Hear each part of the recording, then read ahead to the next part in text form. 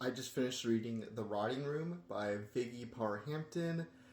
This is a historical horror novel that comes out later this month. I was very fortunate enough to get the arc for it. It was actually the first arc I've ever had for a book, so it was very cool being able to read a book before most other people. But I thought this was really great.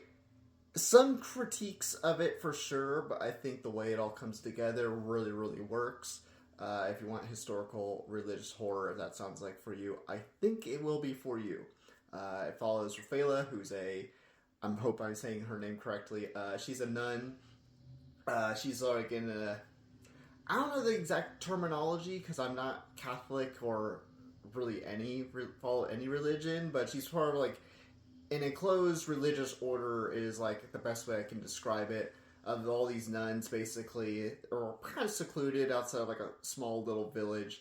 She was a part of another one. Something terrible happened, and she got moved to this place. But very shortly after coming here, she's suspecting some darkness happening with the other nuns.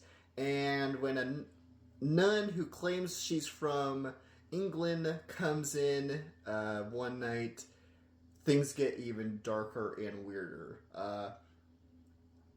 Cool sort of mystery element and the way things unravel gets very, very bleak. If you're looking for some bleak horror, will be for you because, man, there's some dark fucking shit in this book. And I thought the way it all came together was really, really fantastic.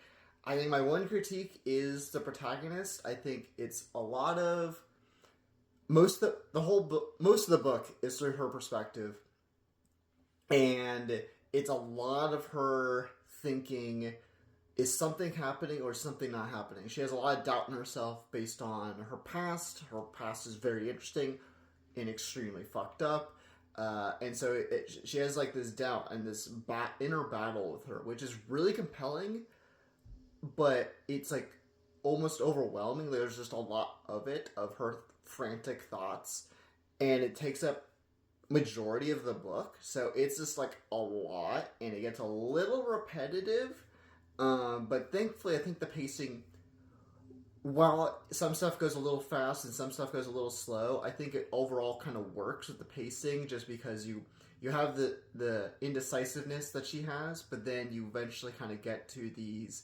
moments of action, not necessarily like action, but like something happens basically to push the plot forward, push her forward, and it kind of is like, okay, cool, we're not wheel spinning, we're kind of getting somewhere and stuff like that. But it is a bit much. Thankfully, the book is relatively short. It's like under 300 pages, I believe, and I think it overall works. It's just one of those things where it's like such an integral part of the story, and it's necessary, and it mostly works, but it's just a little much. And if you read the book, you might know what I'm talking about. Of like, oh wow, we're constantly thinking suspicious things, and then pulling those things back, and then diving back into suspicion, and so on and so forth.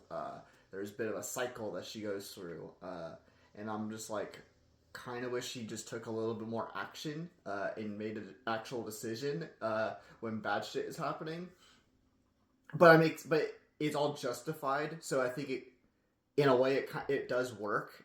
It's just, I have a little bit of mixed feelings regarding some of the direction and the overall like execution, but I still think it was great, and I still very much liked it. And I'm very much interested in reading some of her other work.